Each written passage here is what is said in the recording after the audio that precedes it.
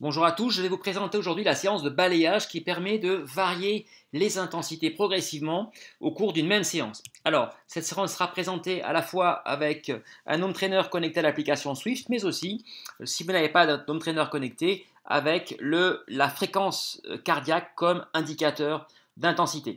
Alors, intéressons-nous maintenant à la première partie avec Swift. Vous allez donc aller dans l'application, rechercher l'onglet entraînement et créer votre propre séance. Et là, je vous conseille de choisir plutôt le pourcentage de FTP que les watts purs dans le calibrage de l'intensité.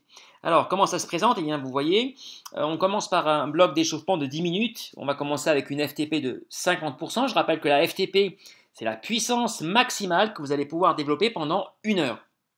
Ensuite, on passe au premier palier qui est donc à 70% de votre FTP pendant 15 minutes.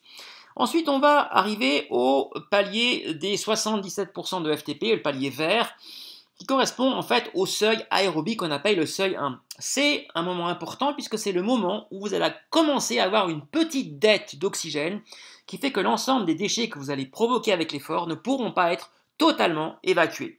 Ensuite, on passe à le palier intermédiaire entre les deux seuils qui est donc à 96% de FTP, 7 minutes, ça commence déjà un peu plus à se durcir. Et enfin, on arrive au palier de la FTP, des 100% de FTP, qui correspond, lui, au seuil anaérobie, qu'on appelle aussi le seuil 2. À ce seuil-là, eh bien, la dette d'oxygène est très importante et vous ne pouvez plus du tout évacuer les déchets que votre corps va fabriquer, et donc, ils vont petit à petit, automatiquement, se stocker dans votre organisme et l'effort ne pourra pas dépasser 1 heure. Au-delà, vous allez devoir fortement baisser l'intensité. Puis vous finissez ensuite par un petit bloc de 13 minutes avec pour finir une FTP de 50%. Tout cela s'ajustera en fonction de la durée de la séance que vous voulez. Là, c'est une séance d'1 heure.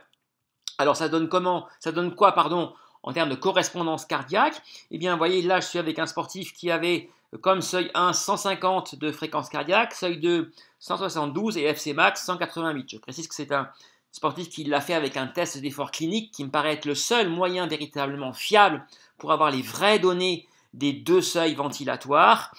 Alors, on retrouve ici, vous voyez, les 4 paliers et les seuils aérobie et anaérobie. Alors maintenant, je vais vous expliquer très succinctement les correspondances entre cette fameuse FTP, qui est une donnée en watts avec la fréquence cardiaque. Je rappelle que c'est avant tout des zones paliers et non des données figées. Bien sûr, ça va aussi dépendre de votre état de forme. Mais à peu près, on peut dire que la zone d'endurance, celle où l'effort peut être soutenu pendant de nombreuses heures, eh bien, elle correspond à 50-70% de votre FTP. C'est l'allure, on va dire, cyclo-touriste randonnée. Et ensuite, en termes de correspondance FC par rapport à la FC max, on est à 60-70% de cette FC max. Ensuite, on arrive à la fameuse zone du seuil 1 dont je vous ai parlé tout à l'heure, 75-77% de la FTP ou 75 à 80% de la FC max, sachant que dans ma carrière, j'ai environ réalisé 800 tests d'effort et j'ai fait une moyenne. Et la moyenne que j'ai eue de ces 800 tests d'effort a été à 76% pour le seuil 1, à titre d'information. Ensuite, la zone ce que mes confrères appellent souvent le tempo, une endurance cette fois-ci qui est quand même très active. On est à 75-95% de votre FTP. Et ensuite, en pourcentage de FC max, on se situe entre 80 et 88%. Puis on arrive au seuil anaérobie, au seuil 2. Là, on est au niveau de la FTP, donc 100% de la FTP. Si on est sur un effort qui sera un peu plus petit, plus court, autour de 50 minutes, eh bien on pourra monter jusqu'à 103%. Et là, encore une fois, au niveau de la FC max, on est entre 90 et 95%. Et par rapport à mes tests, mes nombreux tests, eh bien là, la moyenne était pour le seuil 2 de 92%.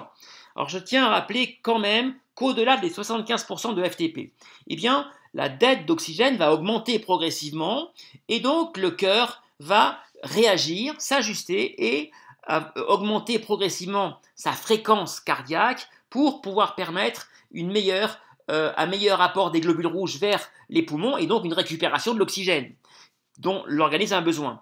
Et donc cela va avoir pour effet de faire dériver à la hausse la fréquence cardiaque, même si, eh bien, en puissance instantanée, en termes de FTP, eh bien, elle sera constante. C'est à prendre en compte lorsque l'on travaille avec sa fréquence cardiaque. La FTP, c'est en quelque part le juge de paix instantané, alors que la fréquence cardiaque, elle, est beaucoup plus avec une dérive. Voilà, J'espère vous avoir apporté quelques éléments concernant cette séance. Bien d'autres sont présentés sur mon site. Je suis prêt également à vous aider et je vous souhaite de très bons entraînements. Merci.